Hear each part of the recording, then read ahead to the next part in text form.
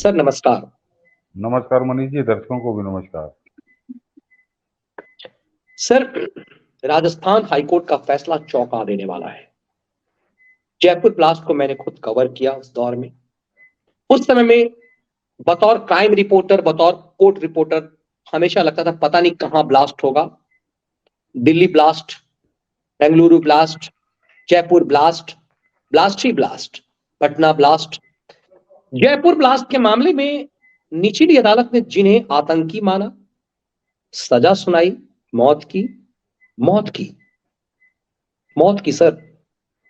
और उन लोगों को हाईकोर्ट ने बाइज्जत बरी कर दिया। राजस्थान पुलिस को फटकार लगाई। ये कमाल का ट्रेंड है। अक्सर देखता हूं अदालतें पुलिस को दोषी मान लेती है, लेकिन पुलिस के उसी रिपोर्ट के आधार पर निचली अदालत ने इन्हें सजा दी थी। तो ये अदालतें अपनी समकक्ष अदालतों को फटकार क्यों नहीं लगाती? इसके लिए दोषी वो हैं। और सबसे महत्वपूर्ण बात जो मैं अक्सर कहता हूं सर, बतौर लीगल रिपोर्टर जो मैंने महसूस किया है, स्टेट के खिलाफ स्टेट लड़ती है केस, स्टेट वर्सेस फलाना, स्टेट वर्सेस अतीक अहमद। जिस अतीक अहमद के मामले में हम लोगों ने पीछे भी चर्चा की सर, जिस अतीक अहमद के मामले को छूने की हिम्मत उत्तर प्रदेश के 11 जजों को नहीं हो पाई और अगले जज ने उसे बेल दे दिया। हिम्मत नहीं होती थी पुलिस वालों को। जिस अतीक अहमद के गुणगान में प्रियंका वाड्रा का प्रतापगढ़ी भजन गाता था, उस अतीक अहमद को कुक्कुर बना दिया गया, दौड़ाया गया। ये सरकार की अहमियत होती है, जो संकेत साफ है। राजस्थान में गहलोत की सरकार है, चुनाव आने वाले हैं सर। पंजाब पे बाद में आएंगे। ये राजस्थान में जो आज ये फैसला हुआ है, क्या जानबूझ करके पंजाब पुलिस को निर्देश थे? क्या जानबूझ करके आतंकियों को बचाया गया? क्योंकि इन्हीं आतंकियों को निचली अदालत ने तो मौत की सजा दी थी। हाँ मनीष जी, आज बहुत महत्वपूर्ण ये घटनाक्रम है। और 4 आदमियों जिनको फांसी दी थी, स्पेशल कोर्ट ने दी थी, तो उस फैसले को पलट दिया। और उसके बाद पलटने के बाद हाई कोर्ट ने जो एक सेंटेंस था, मैं वही निकाल रहा था कि जस्टिस पंकज भंडारी और समीर जैन की बेंच ने कहा कि जांच अधिकारी को कानून की जानकारी नहीं है। ये मनीष जी, ये जो पेपर में आया है, ये कह के छोड़ दिया, मतलब उनको निर्दोष घोषित कर दिया। तो दर्शकों को बता दूं कि ये 13 मई 2008 को जयपुर में ब्लास्ट हुए थे, सीरियल ब्लास्ट हुए थे 8, और इसमें 71 लोग मर गए थे, 185 लोग घायल हुए थे। तो इनको किसने मारा था फिर? ये जो 4 आदमी थे तो बरी हो गए, और कोई है नहीं, किसी का नाम नहीं है, कहीं कोई दूसरा आदमी नामजद नहीं है। तो ये मारे, इनको का भूत प्रेत आके मार गए थे, या इनको किसने मार दिया? हवा ने मार दिया? 71 आदमियों की हत्या हुई थी मनीष जी, 8 जगह बम विस्फोट हुए? नहीं, ऐसा नहीं है। आज का मामला ये महत्वपूर्ण है मनीष जी। पहले दर्शकों को स्पष्ट कर दूं कि जरा फर्क समझिए। जो अक्सर आते हैं कुछ मूर्ख लठ लेके कि भाजपा सरकार और कांग्रेस सरकार का, आज फर्क बताऊंगा आपको इस फैसले से जुड़ा हुआ। क्या फर्क है मोदी में और कांग्रेस में? और ये समझिए, ये मुद्दा जो है हमारी आपकी जिंदगी से जुड़ा हुआ है, हमारे आपके जीवन से जुड़ा हुआ है। ये कोई राजनीतिक मुद्दा नहीं है, ये कोई आर्थिक वैसा मुद्दा भी नहीं है। ये सीधे सीधे हमारी जिंदगी जुड़ा हुआ है मनीष जी। 13 मई 2008 को ये ब्लास्ट होता है, और दिसंबर 2019 में, यानी समझिए कि कितनी लंबी चौड़ी वो चली होगी मुकदमेबाजी, कि दिसंबर 2019 में इनको फांसी की सजा दी जाती है। और उसके बाद आज 4 साल बाद वहां का हाई कोर्ट ये कहता है कि ये लोग निर्दोष हैं, इनको बरी कर दिया जाए। और जिसने जांच की थी उसको कानून की जानकारी नहीं है। मनीष जी, वो जज महोदय जब इन्होंने कहा, जिनका कहना है कि जांच अधिकारी को कानून की जानकारी नहीं है, तो खाली जांच अधिकारी को नहीं, उन्होंने कई लोगों के लिए कह दिया कि कानून की जानकारी नहीं है। इसका मतलब जो वकील मुकदमा लड़ रहा था अभियोजन पक्ष की तरफ से, प्रोसिक्यूशन का, उसको भी कानून की जानकारी नहीं थी।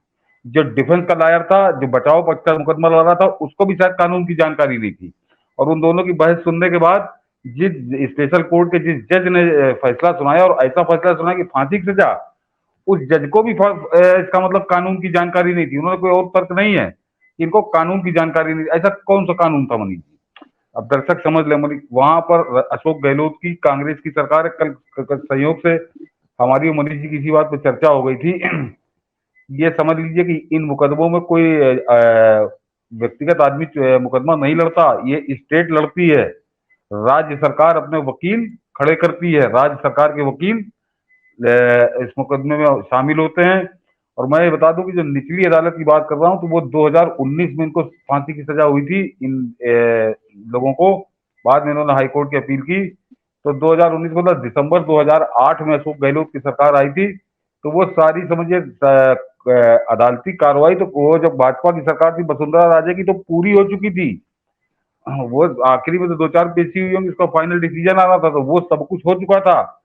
इस वजह से 2019 में तो कुछ नहीं हो पाया, लेकिन हाई कोर्ट में तो नए सिरे से मनीष जी, हाई कोर्ट में तो नए सिरे से। और आपने कौन सा वकील खड़ा हुआ राज्य सरकार का, राजस्थान सरकार का, राजस्थान की कांग्रेस सरकार का। मैं कांग्रेस क्यों कह रहा हूँ अभी बताऊंगा मनीष जी, तो दर्शक मतलब वास्तव में चौंकना क्या कहूँगा, मतलब आप छाती पीट लेंगे, अपना माथा पीटेंगे कि जब राजस्थान सरकार का, अशोक गहलोत की सरकार का वकील आया शुरू से हाई कोर्ट में, तो उसका नतीजा आज ये सामने है मनीष जी, ये सामने है। दर्शक जान ले कि जिनको फांसी की सजा दी थी स्पेशल कोर्ट ने, उनको बरी कर दिया गया। तो अब कहां कहां कौन कैसे सच हुआ ये बोलना ठीक नहीं है, लेकिन ये बहुत दुर्भाग्यपूर्ण है।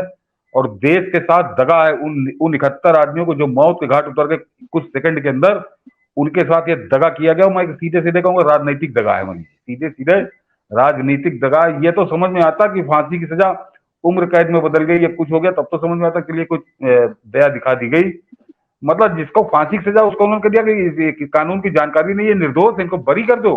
और दर्शकों को एक बात और बता दूं मनीष जी, आगे आऊंगा तो कांग्रेस पे तो भी आता हूं कि एक ये जो जिनको आज बरी किया गया है, वो कितने कितने मासूम, कितने नादान, कितने भोले हैं।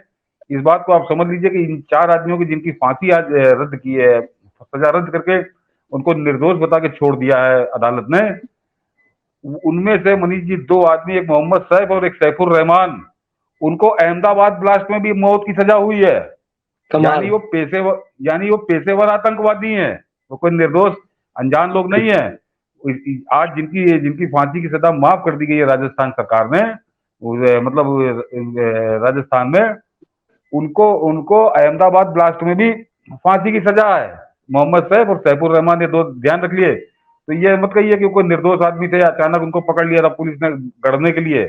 और मैं फिर कह रहा हूं कि जो निचली अदालत में मनीष जी, सब आप जानते हैं कि सबसे सघन बहस तो वही होती है। तो वो उसका अंतर मैंने बता दिया कि 5 साल जो पैरवी हुई थी, तब भाजपा की सरकार वहां थी, डिसीजन के समय गहलोत आ गए थे। तो वो अंतर आप समझिए। ये मैं अब ये कह क्यों रहा हूं, अब जरा आता हूं असली मुद्दे पे। ये कितना खतरनाक खेल खेलते हैं मनीष जी। अब दर्शकों को जो केस याद दिला दूं, एक सबसे पहला केस 18 फरवरी 2007, बहुत चर्चित केस, बहुत चर्चित केस है। दर्शक जानते हो कि समझौता ट्रेन का ब्लास्ट हुआ था, समझौता ट्रेन का ब्लास्ट हुआ था। और 18 फरवरी 2007 को कुछ दिन बाद, हफ्ते 2 हफ्ते बाद पुलिस जब एक्टिव हुई, तो एक आदमी पकड़ में आया, वो पाकिस्तानी था, अजमत अली। अजमत अली, दर्शकों बता दूं कि हरियाणा में भी कांग्रेस की सरकार थी, केंद्र में भी कांग्रेस की सरकार थी। अजमत अली पकड़ा गया मनीष जी, ना उसके पास पासपोर्ट था, ना वीजा था, ना कोई लीगल डॉक्यूमेंट था, क्योंकि उसके स्केच बना के पुलिस ने जगह जगह लगा दिए थे। तो अटारी में उसको जीआरपी ने पकड़ लिया था, वो भी। अब ऐसा के ये भी बता दूं कि उस समय वहां पे अकाली दल और भाजपा की सरकार थी, तो वहां तो इनकी चल नहीं रही थी। वो अटारी से बॉर्डर पार करके निकलने के उसमें था, उसको पकड़ लिया गया, अजमत अली हुआ। तो जब उससे वहां पे पुलिस ने पकड़ा, तो क्योंकि उसका हुलिया मिल रहा था उस स्केच से जो लगाया गया था, तो उन्होंने हरियाणा की पुलिस को इन्फॉर्म किया, जो जांच कर रही थी समझौता ब्लास्ट की, वो आके उसको ले गई। और मनीष जी फिर उस पर जब बताया, तो उसने कई जगह बताया कि मैं कहाँ कहाँ दिल्ली गया, इलाहाबाद गया, कई शहरों में गया था, और फर्जी दस्तावेजों के जरिए वो होटलों में रुका था, ये भी जांच में आया। और उसके बाद लौट के पुलिस ने उसको जेल भिजवाया कोर्ट से। और 14 दिन बाद पुलिस वहां पहुंची, तो पुलिस ने मनीष जी उसके लिए है कहा कि नहीं, इसके खिलाफ हमें कोई सबूत नहीं मिला है और इसको छोड़ दिया जाए। और उसके कहने पर पुलिस ने छोड़ दिया, और अजमत अली गायब हो गया, पाकिस्तान चला गया। आज तक उसका पता नहीं है। सवाल तो मनीष जी ये है कि एक पाकिस्तानी बिना पासपोर्ट बिना वीजा के पकड़ में आता है और वो 14 दिन में पुलिस कहती है कि इसको छोड़ दो, कोर्ट छोड़ भी देती है और वो पाकिस्तान चला जाता है। मनीष जी, बिना बिना पासपोर्ट के पकड़ लिया जाए तो बरसों जमानत नहीं होगी। हिंदुस्तान के बहुत से लोग पाकिस्तान में बंद है कि उनके पास केवल पासपोर्ट नहीं था, तो समझ में आया तो आज भी वो जेल काट रहे हैं, या बहुत से पाकिस्तानी भी यहाँ जेल काट रहे हैं। जब वो पकड़ लिए गए तो बिना पासपोर्ट बिना वीजा वो आया क्यों था, किस उद्देश्य से आया था, और ये सब सारे सबूत मिले कि वो अलग अलग होटलों में अलग अलग नाम से फर्जी दस्तावेजों के जरिए वो रुका था। लेकिन मनीष जी, उसके बाद जो इंस्पेक्टर थे गुरमीत सिंह, उन्होंने जब कोर्ट में बयान दिया, उन्होंने कहा कि हमको ऊपर से आदेश आया था कि इस आदमी को छोड़ दो, इस आदमी को छोड़ना है। बड़े अफसरों से पूछा गया तो उन्होंने कहा हमको ऊपर से आया था आदेश। और दर्शक जान लें कि ये समझौता ब्लास्ट में वही असीमानंद को, स्वामी असीमानंद को फंसाना था, इसलिए उस आदमी को ये छोड़ा गया था। उसमें भी 68 लोग मरे थे मनीष जी। तो और सबसे खास बात यह है कि जब वो विस्फोट हुआ था तो मनीष जी डॉसियर बना के भारत की सरकार ने अमेरिका को, यूएन को खुद ही दिया था कि ये पाकिस्तान लश्कर-ए-तैयबा करा रहा है। उसके बाद अपने बात से मुकर गई। और उसके अलावा एक ऐसी गवाही उसमें है मनीष जी कि जिसको ये झुटला ही नहीं सकते कि डेविड हेडली जो बंबई हमले में मेन वो था, उसकी जो हेडली पकड़ गया उसकी पत्नी को भी पकड़ के पूछताछ की गई अमेरिका में। तब उसने बताया कि ये समझौता ब्लास्ट भी जो है ये आरिफ कस्मानी ने करवाया था, पाकिस्तानी नेशनल है, वो भी पकड़ गया था आरिफ कस्मानी। और कहीं ये बात मुझको मेरे पति ने डेविड हेडली ने बताई थी। आरिफ, और आज भी यूएन की जो रिपोर्ट है टेररिज्म से संबंधित, उसमें आरिफ कस्मानी को ही वो उसका जिम्मेदार मानते हैं। उन्होंने अपनी इनपुट भी भारत सरकार को दी। और उसी समय आया था कि इजराइल की जो मोसाद है या इंग्लैंड की जो MI6 है, सबने कहा था कि ये लश्कर-ए-तैयबा का ये काम है समझौता ब्लास्ट। लेकिन हिंदुस्तान की सरकार ने, कांग्रेस की सरकार ने, जो हरियाणा में भी थी और दिल्ली में भी थी सेंटर में, और दिल्ली राज्य में भी समझिए थी, शीला दीक्षित थी, कि इसने कहा कि नहीं नहीं ये पाकिस्तानियों का काम नहीं है, ये हिंदू आतंकवादियों का काम है। उसी में स्वामी असीमानंद पकड़े गए थे। तो ये मैंने कहा कि राजस्थान में आज का जो घटनाक्रम है इसको मैं उसी से जोड़ के देख रहा हूँ कि इन जो दुर्दांत आतंकवादी हैं जिनको अलग मामलों में भी फांसी की सजा है, वो राजस्थान में निर्दोष साबित होकर छोड़ दिए गए। मनीष जी, कुछ वैसे ही है जैसे यहाँ पे उत्तर प्रदेश में अखिलेश यादव ने तो ऐसे ही कह दिया था कि इनके मुकदमा ही नहीं चलेगा, इनको छोड़ दो। वहां पे कहा चलो मुकदमा चलेगा, नाटक होगा, लेकिन हमारे वकील लड़ेंगे नहीं। ये बहुत अच्छे समझ लीजिए, ये सिर्फ पैरवी की कमी है, मैं जज को नहीं कह रहा उसमें। ये पैरवी की ही कमी है कि आपका जब प्रोसिक्यूशन खड़ा रहेगा हाथ बांधे तो जो चाहोगे फैसला तो वैसे ही होगा मनीष, फैसला तो वैसे ही होगा। और आज ये तो आप साफ इशारा कर रहे हैं कि राज्य की सरकार ने, गहलोत की सरकार ने लोअर कोर्ट के फैसले को बदलने के लिए जानबूझकर पूरे सबूत को नष्ट कर दिया, जानबूझकर के साक्ष्य सामने नहीं रखे और कमजोर, क्योंकि अदालत जो है वो दलीलों की अदालत होती है। इसीलिए काबिल से काबिल वकील को ऊपर की अदालत में इसीलिए लाया जाता है।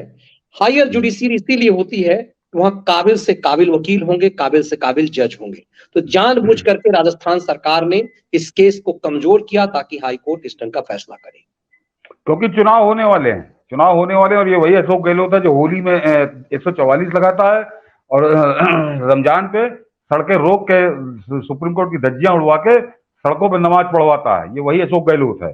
तो इस आदमी की सरकार पर यह उंगली क्यों ना उठे कि निचली अदालत से जिसको फांसी की सजा है वो हाई कोर्ट में जब इसकी सरकार आई, इसकी जब पैरवी वाले वकील खड़े हुए तो ये आज नतीजा सामने है मनीष जी। सिवाय वकीलों की पैरवी के मतलब पैरवी की ही नहीं गई। सीधी सीधी बात है, जब जज ये कह रहा है कि इनको कानून की जानकारी नहीं है तो इसका मतलब पैरवी की ही नहीं गई। सिर्फ हाथ बांध के खड़े हो गए, नाम दर्ज करा दिया कि हम भी हैं, और उधर से जो बचाव पक्ष ने दलील दी वो उस पर कोई तर्क नहीं हुआ, कुछ नहीं हुआ, उसी का नतीजा है। अन्यथा ये अशोक गहलोत को आके सफाई देनी चाहिए कि राजस्थान की सरकार ने हाई कोर्ट में किस तरह से पैरवी की थी कि उन आतंकवादियों को जो फांसी की सजा पाए थे वो निर्दोष साबित होकर बरी हो गया। उम्र कैद हुई होती तो समझ में आता के लिए कभी कभी ऊपर वाली अदालतें जो है। बिल्कुल सर, यदि ये फैसला लोअर कोर्ट ने दिया होता तो तब भी समझ में आ जाता।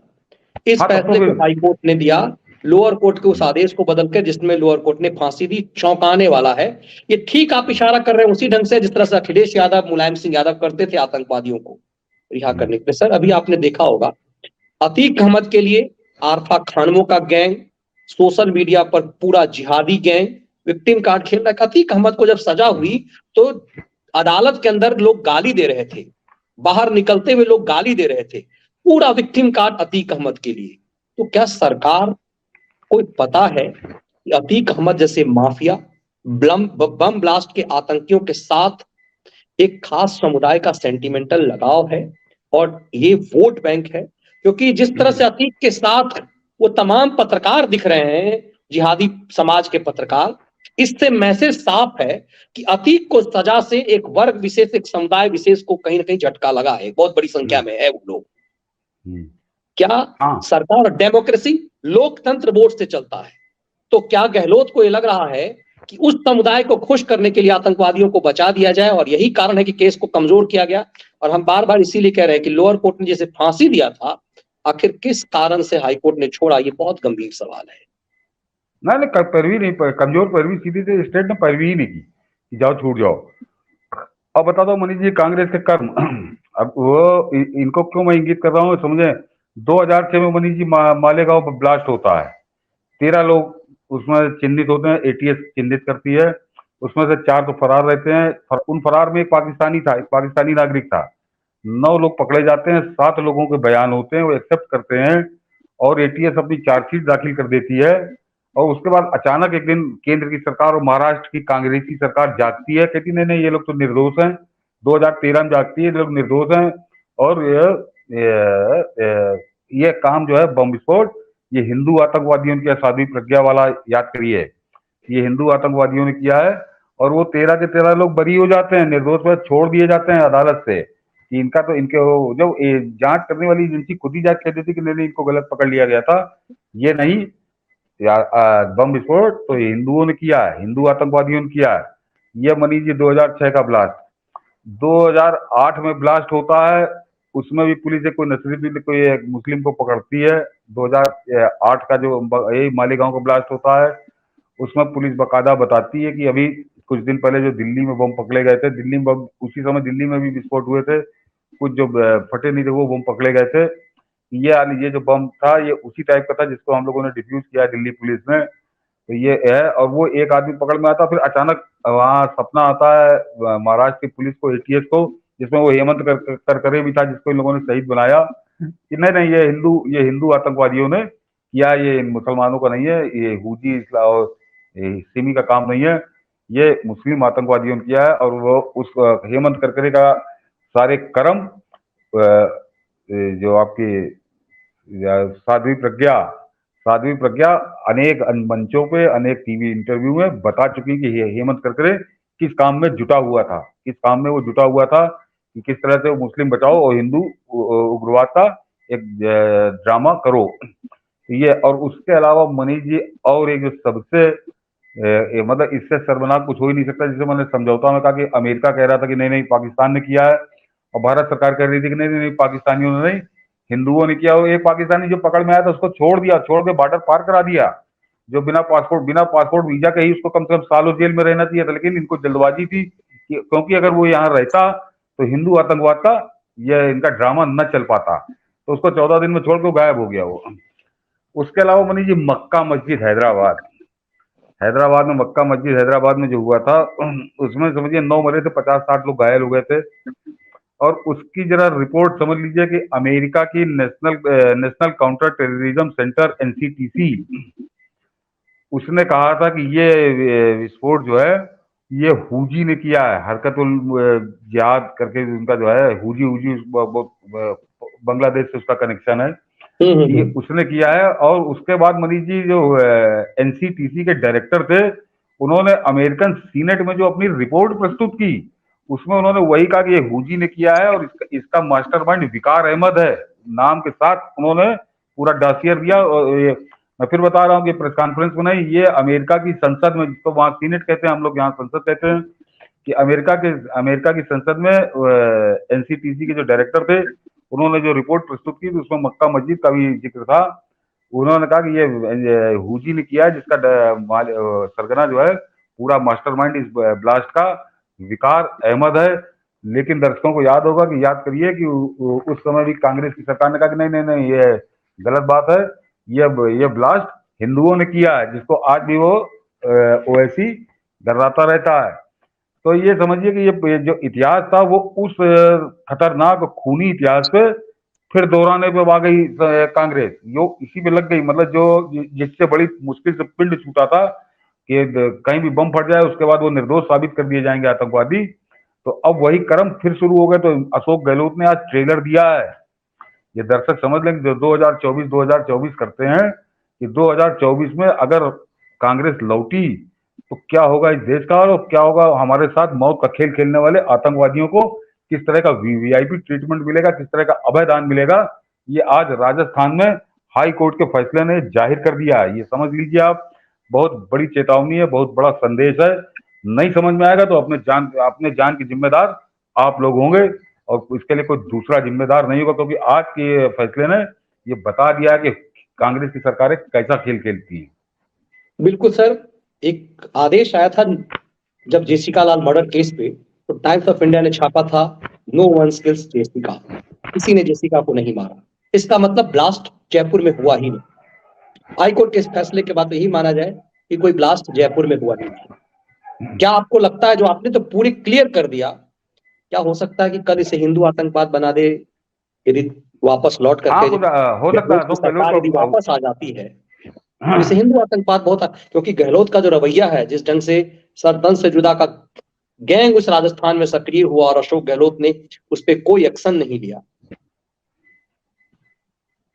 अरे वो जो है उस पर कोई एक्शन नहीं लिया। दूसरे वो जो अजमेर की मजार का जो वो है मौलाना, वो तो खुलेआम उसके साथ तन से जुदा की वकालत कर रहा था, उनका समर्थन कर रहा था।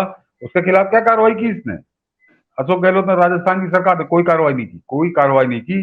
वो आज भी मस्त घूम रहा है, खुलेआम घूम रहा है, उसके खिलाफ कोई केस भी नहीं दर्ज किया इन्होंने। मैं बताता रहा हूँ कि जो आदमी होली पे 144 लगाता है, धारा 144 लगाता है, और अलविदा की नमाज सड़कें रोक के पढ़वाता है, और जयपुर के सबसे खास बाजार में करवाता है, तो आज अगर उसकी सरकार में ये फैसला आया है हाई कोर्ट से, तो दर्शक मैं बार बार यही कह रहा हूँ, मनीष जी ज्यादा बेहतर आपको समझाएंगे, समझा चुके हैं कि ये मुकदमा स्टेट लड़ती है, ये मुकदमा स्टेट लड़ती है, कोई आदमी नहीं लड़ता। तो ये समझिए कि स्टेट ने कैसा लड़ा। बिल्कुल, ये क्लियर करूं इसे, ये स्टेट का अपमान है, ये स्टेट का हार है, ये राज्य की हार है, ये आतंकी की हार नहीं, जीत नहीं है। अब इसका यही है कि यदि उस राज्य में यदि सरकार बदलेगी तभी ये मामला सुप्रीम कोर्ट जाएगा, और सुप्रीम कोर्ट में इन आतंकियों को हो सकता है कि फिर से सजा हो जाए। ऐसे कई सारे आदेश हैं। तो ये आपको समझ में आएगा, जो मैं बार बार इशारा कर रहा हूं कि उसी अतीक अहमद को, ये बहुत बड़ी बात है जो लगातार उसी अतीक अहमद को उत्तर प्रदेश के जजों ने हिम्मत नहीं की, 10 जजों ने, कि उसके मामले को सुने। 11वें जज ने डर के मारे बेल दे दिया, इतना निर्दोष था अतीक अहमद, और वो आदमी उम्र कैद की सजा पाया है। तो जुडिशियरी का समझ लीजिए कि खौफ क्या होता है और सरकार का तंत्र क्या होता है। सरकार जो चाहती है वो करा लेती है अदालतों से भी। ये हमने, कई लोगों को बहुत बुरा लगता है जब मैं ये बात कहता हूं, इसके फर्क पड़ते हैं, क्योंकि डेमोक्रेसी में आपने जिस सरकार को चुना है उससे ज्यादा पावरफुल कोई हो ही नहीं सकता है। तो सरकारों का खेल होता है कि कैसे किस केस को कमजोर कर दिया जाए, और यही कारण है कि जब तक कांग्रेस की सरकार रही या कांग्रेस के सहयोग से सरकार रही, 1984 के दंगे में एक आदमी को सजा नहीं हुई, नॉट ए सिंगल पर्सन।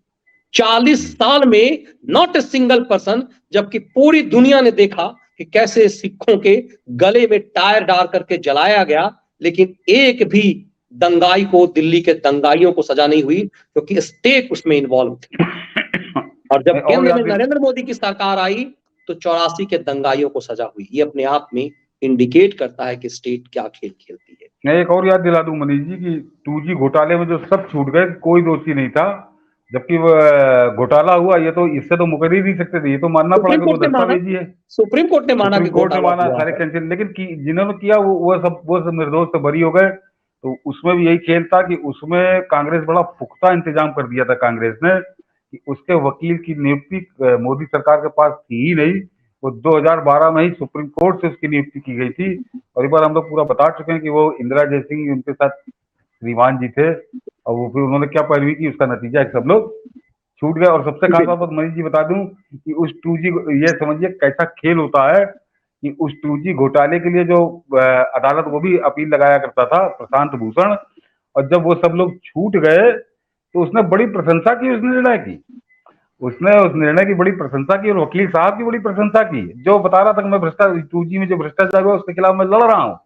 और उसने कहा कि नहीं, बहुत बढ़िया पैरवी है, बहुत बढ़िया डिसीजन है। तो ये समझिए कि कैसे हम लोगों की आंखों में धूल झोंकी जाती, खासकर जब कांग्रेस की सरकार हो।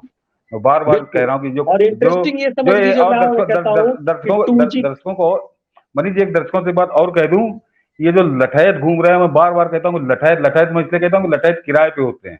लठैत कोई निजी नहीं, तो लठैत किराए पे, तो जो किराया देता है उसके हो जाते हैं। जो हिंदूवादी लठैत घूम रहे हैं सोशल मीडिया में खास करके, तो मोदी को गाली देते हैं, उनको आपने कभी देखा कि वो कभी राहुल गांधी की बात करो या आज के इस मुकदमे के लिए कांग्रेस को कोस रहे हो?